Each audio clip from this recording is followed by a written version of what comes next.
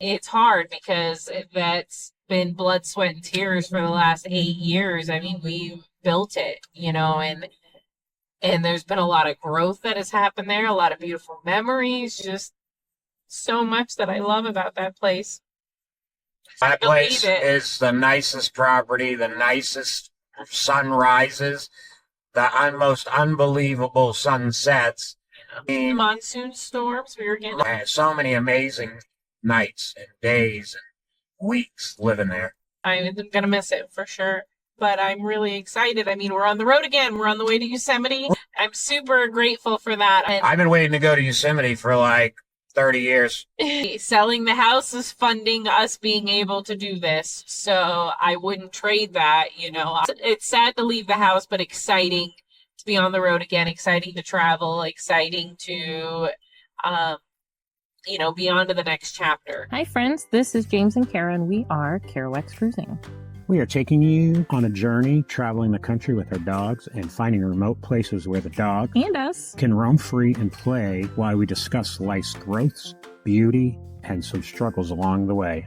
We recommend pairing our episodes with our blog at kerouacscruising.com, where we organize accurate information in an easy-to-follow format, removing all of the conversational goodies.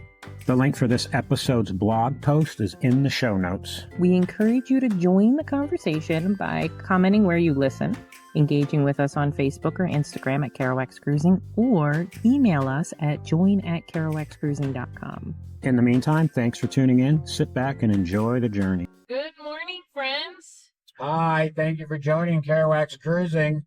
It's James and Karen. Today, well, we haven't recorded since we were in Flagstaff, Arizona. It's been a whirlwind, you guys. Fixing my truck. Yeah. So we fixed the truck. We made it home. No issues. No issues. I actually made an appointment, had the transmission checked again, and they said it was fine. Everything looked good. So that is a win. It's a big win. So we were home for a couple of weeks. Literally 2 weeks. 2 weeks exactly. And oh my God, we didn't relax for a second. Now, we had a lot of fun. Yeah. I was fortunate enough to go to a football game. I got to go see the Cardinals beat the Chiefs, which was cool. My friend Lonnie that had the lung transplant got some tickets from his friend, and they were great seats, box seats. We went to the rodeo with Caroline and Kevin and Sylvie, Stuart, and the kids. So that was fun, going to the rodeo. We had a Catan marathon, some Yahtzee marathon. So we did a lot of visiting, but we had a lot of stuff to do at home to get our house ready to sell. Mm-hmm. So we had a Finish moving, yeah. We had a single wide that was on the property that was pretty full. I think it ended up being like 15 huge trash bags of garbage, and then a whole bunch of furniture and flooring and all this. We moved a lot of stuff. Yeah. And then that was 1 week. That took up 1 week. Then the second week, we painted. Whoa, lots of stuff. Painted, trim, caulking. Yeah, basically, our house, our little tiny house, it was crazy. It got comfortable, and so we just never I'm on finished vacation. it. we never finished our tiny house, and so we never did like the finishing touches, the trim, and all of that. And we've had a lot of people look at the house, but nobody has bit. So it really didn't look. When we got home, we looked at each other and said, "Man, this place looks like a shithole." I don't think that's quite what we said, but yeah, I mean, it needed some love, and so we freshened up the paint and did some of the finishing work, and it looks beautiful. It's the best it's ever looked for sure. It's a little disappointing because we put in all this work and and now we just finally left. finished, and then we just left like we just finished today. So I literally finished today. Mm-hmm. I was still weeding at 5 o'clock this morning. I was painting today. I painted the outside back door that busted. Yeah. Kara painted the inside, swept, mopped, cleaned the walls again, put shelving back. Oh, It's been so much. And and it's trying. been 95 degrees Oh, out. so hot. And so we've been, trying to socialize and catch up with all of our friends before we leave because, we aren't going to come back through here until maybe February, and it's going to be on our way over to the East Coast. So, we don't live here anymore. We don't live in Northern Arizona anymore. So it was like kind of the goodbye tour and then wrapping up all the loose ends. Now we don't have an offer on the house yet. So if you are interested in our 20 acres off grid, you definitely reach out to our agent. But we are anticipating that it's going to sell before we're back this way in January and February. So we And if make sure it's if it ready. doesn't sell by then we'll probably stop at home Yeah. So, and see our friends. yeah. So we're hoping some of our friends come to Idaho and visit us. Mhm. And then we're hoping some of our other friends lose our phone number. Oh, that's a terrible thing to say. That's a joke. It's definitely been a whirlwind, and then it's like bittersweet because I'm super excited because I definitely felt like today that when we locked the door, that it was our last time leaving that house, and It did look good. it's hard because that's been blood, sweat, and tears for the last 8 years. I mean, we built it, and there's been a lot of growth that has happened there, a lot of beautiful memories, just so much that I love about that place. So it's hard That to place leave it. is the nicest property, the nicest sunrises, the most unbelievable sunsets, the moon, the night sky. I mean, Monsoon storms, we were getting to see that monsoon before snow. we I left. mean, there's just so much that, man, so many amazing nights and days and weeks living there. Yeah, I'm gonna miss it for sure. But I'm really excited. I mean, we're on the road again. We're on the way to Yosemite. We're on the road again. And I'm super grateful for that. I'm grateful for this opportunity. So and I've been waiting to go to Yosemite for like 30 years. and the selling the house is funding us being able to do this. So I wouldn't trade that, obviously that's why we're doing it. But it's very, it's sad to leave the house, but exciting to be on the road again, exciting to travel, exciting to, be on to the next chapter. And we got some cool stuff tomorrow morning. We get to interview Kristen Bentley, I think her last name is. She was our publisher, and that should be a fun interview, really. Yeah. I'm excited to meet her, and she was super, super good person to work with, and just really smart, a lot of good information. Absolutely, yeah. And then I think for Yosemite, I don't think we really know exactly what we're doing yet. We're going over Tiago Pass, and we're doing and I don't know how we're going to do the upper falls, but we're going to try to do the upper falls. I don't know if we're going to be able to hike out there because of the dogs, but somebody told me that from the pullout, you can see the falls. So that's a place I always wanted to go. So we're going to try to do that, but we're definitely going over Tiago Pass, which goes up over 12,000 feet, I think. Well, we don't know where we're camping yet, was where I was getting at. Oh, no, that should be exciting. Yeah, we haven't sorted that out yet. So our nervousness about it is we're a little bit nervous since we've had these transmission issues. And so you don't want to go up any mountains. Yeah, to really tow We're going to go over the Sierra Nevadas. Yeah, we're going through the Sierra Nevadas. And so we're really anxious to tow this thing up to 10,000 feet or 8,000 feet in elevation. We don't want to burn out our transmission. So we're a little bit anxious about where to camp around Yosemite because it is all high elevation. So I think it's one of those things. I think when we get into the region, we're just there's tons of national forests around. There's tons of BLM land in between Kings and we're going to be on Yosemite. The east side of Yosemite by Mono Lake. Mono Lake, yeah, that region. Yeah. So we're hoping to find something. Some of the stuff that I had read reviews on that were dispersed camping said that the area was sandy, that was in lower elevation. The stuff that looked like it was going to be the easiest to access as far as being able to pull a trailer in and out was going to be higher elevation, a good 1,500 feet higher in elevation. And so it's a little nerve wracking. We do have a couple spots picked out.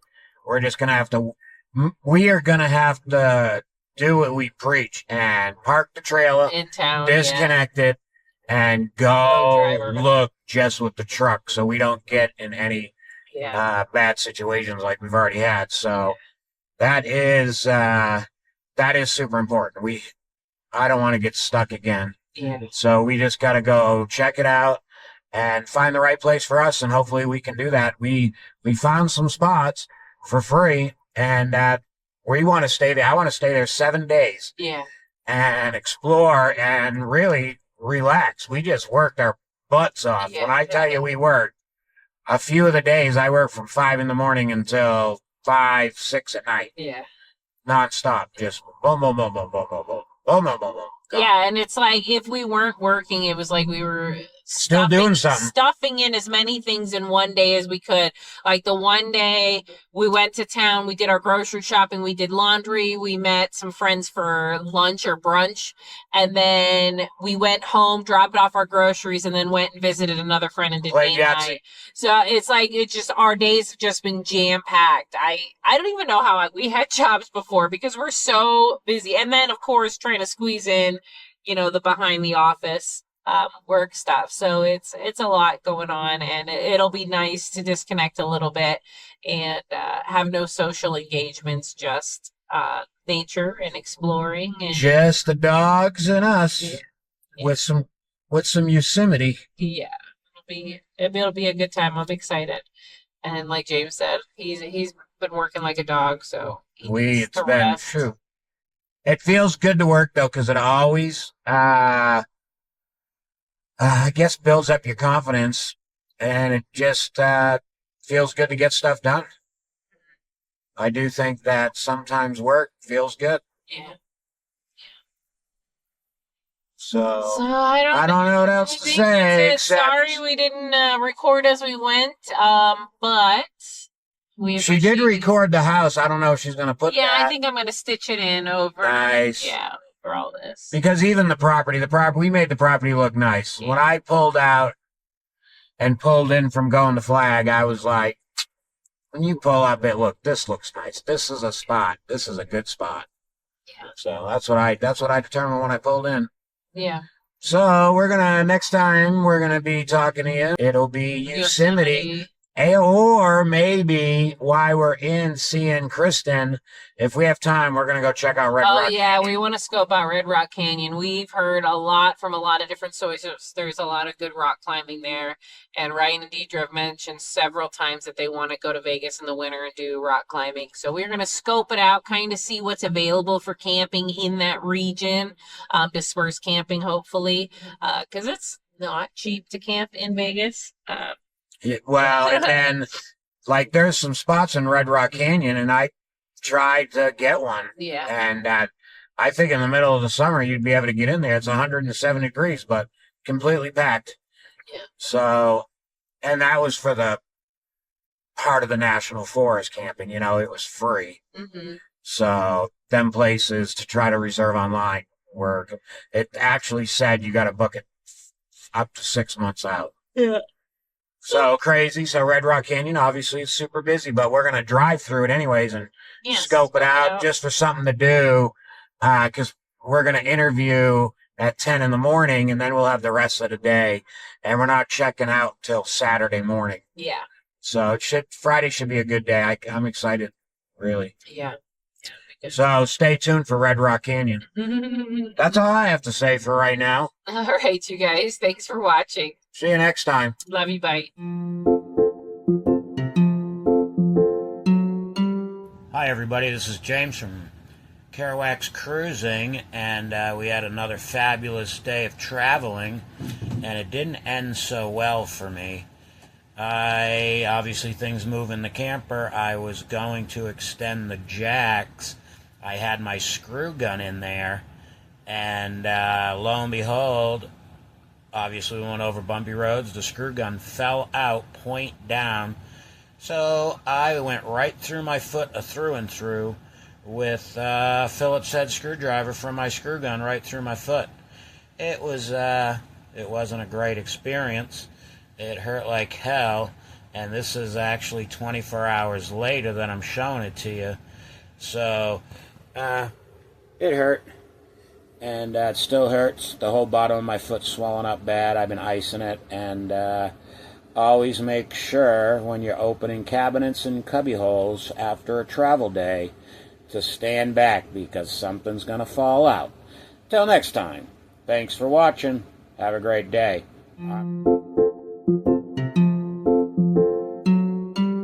Hello, friends. Hi, everybody. I guess, We're getting ready to leave Vegas.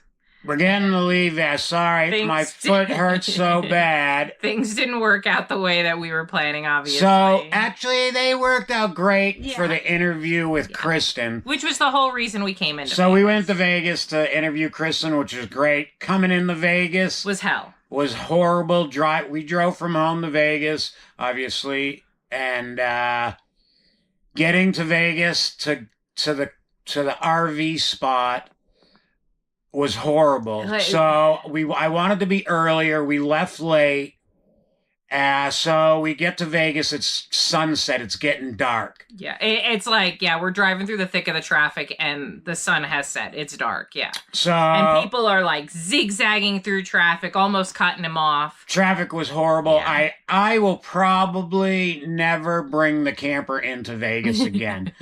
To stay there. I mean, I don't know. Maybe we would drive through there, but it would have to be early in the morning or... I was going to say, typically when we drive through Vegas, we're really good about planning it out and we try to like avoid the rush hour traffic. And we got, I would say it was after rush hour. It was 7, 30, 8 o'clock. I mean, we got to the RV spot at like 8:30. Yeah. So we get to the RV spot, the gates close, so we have to call security basically for them to come and give us our reservation. Yeah, we didn't realize their office closed at 5. They didn't have it posted anywhere, so we had to wait for somebody from the main casino that we were staying at. Whatever it was. It was a security guy, because that's what it said on his vest. So he's the one who brought our paperwork over. We get into the RV spot, and it's a back-in site, which we have never rented. You know, we've only had the camper since June, and it's August. So this is the second trip we've been on. So anyways, first time we have to back this thing in. We get to the back end. There's 2 cars in the way. Yeah, like right up against the driveway that we're supposed to be pulled into. So there is like no space for error. And again, James is stressed out about driving the camper through Vegas. So he's kind of like white knuckle anxious. I'm mad already. Yeah. And so then I'm feeding off of his energy because I'm terrible. And my codependence is like, well, he's mad. That must be my fault. Now I need to fix it. And so I'm already like over the top anxious. And so us trying to communicate through all of this was terrible. And I think it's important for us to it's really easy to talk about the things that go wrong when it's like mechanical and it's stuff that's not your fault. But it's really hard to talk about the things that go ugly that are relationship based. But I feel like that's really the biggest struggle when you're traveling with somebody, especially somebody who we are each other's like perfect reflection. We are each other's trigger masters. We really feed off of each other in the best ways and sometimes the most negative ways. And this night was one of those really negative ways. I got super anxious. So everything he said, I was having an emotional breakdown.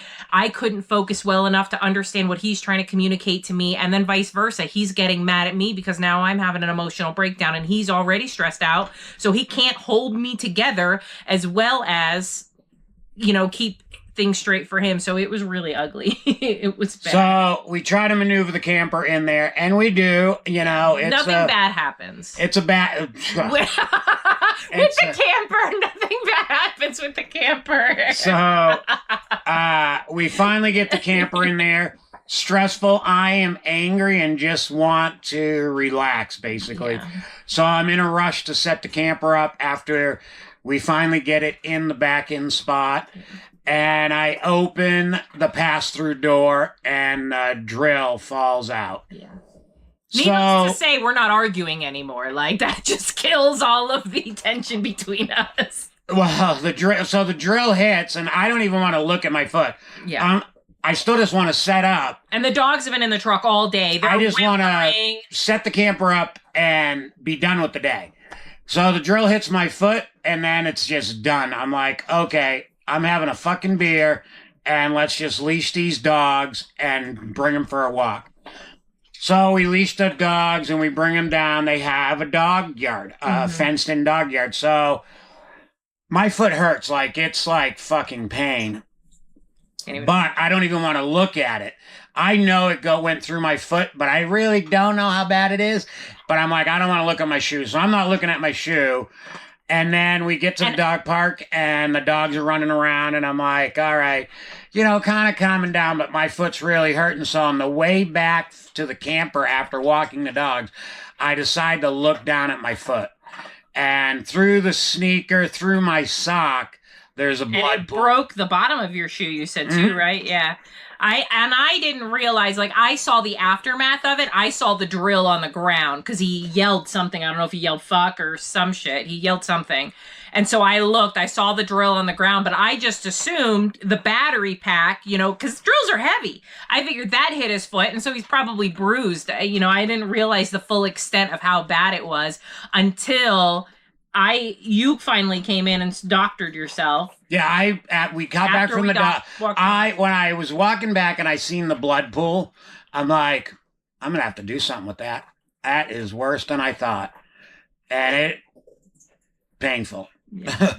So I get in the house. Kara's actually still outside. She's trying to hook up the water. Yeah, I set up the septic and the water and all that for once. I usually don't do that. So she was outside doing that. Needed a little space. And I took my shoe off and took my sock off and was like, pretty bad. So I cleaned it and peroxide it and did all that. But I guess I had gauze. I found the gauze. We didn't have peroxide yet. I had to go to Walmart and get peroxide. We had peroxide, but it was watered down. Oh, yeah. That's a whole different story. Yeah. But the peroxide is like if you ever rinse your mouth at the dentist, they rinse it with peroxide. Yeah. But they water it down. They don't do it full strength. Yeah, so I use it as a mouthwash. Yeah, it was a mouthwash that we had in the cabin. So I used that. And then I had a kit that my kid had gave me, like a first aid kit. And I had some Baxitration. Yeah. So that's what I used the first night and wrapped it. And then we had the interview with Kristen that very next day, and that my foot, I was hobbling along, and after that, we were supposed to go to Red Rock Camp. We didn't do anything in Vegas that we were supposed to do. Yeah, he just rested. I ran to Walmart as we didn't have full strength peroxide. We didn't have most of our first aid kit. I don't know if I stashed things in oh, you found it? I think it's in the camping stuff. I'm not sure. Because I was like, when we were packing up our house, I got really overwhelmed with how many things we were having to throw away because we just don't have the space for it. And so I'm surprised that I threw away some first aid stuff, but that makes more sense that it would have been in our tent camping gear. That's actually very logical. That makes me feel better. But anyway, so I went and grabbed him some slippers. He needed new shoes. His sneakers had just they have a hole in it. Yeah. And so, back up a little bit. So I came in the door and I see his sock sitting there with a hole in it and covered in blood. And that's when I realized the full spectrum of what was going on. And I tried to push him to go to the emergency room. I was like, you really don't think you need to go? It's a valid point. No part of him wants to go to the emergency room in Las Vegas and sit in an emergency department in Las Vegas.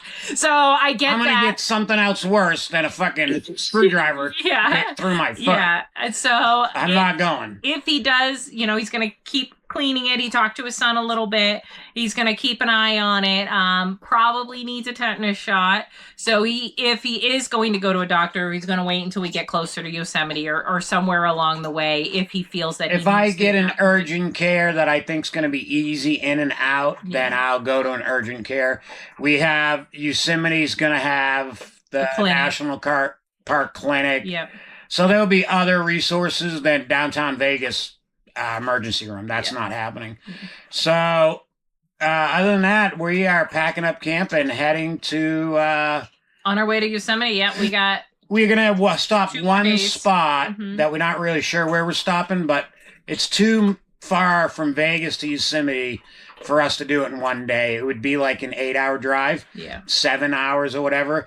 So we are going to split it up and we're just going to stop when we get to a good spot. Basically. I mean, the good news is that the foot that he injured is not his driving foot. It's my left foot, which thank God, because it would really be painful on the gas pedal. I would have to learn how to drive with the trailer, and starting out in Vegas would be terrifying.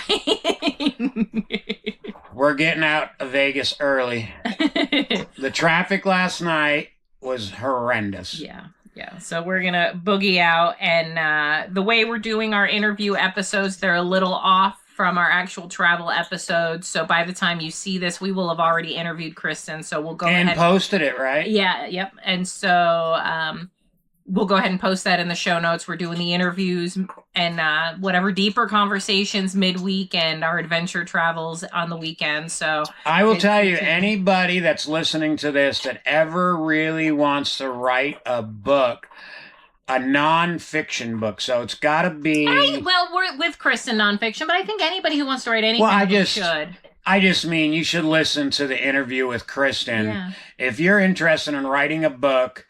And a meaningful book. Kristen, she's a great publishing company and really a great person. And you got to listen to the interview. She is she's worth listening to.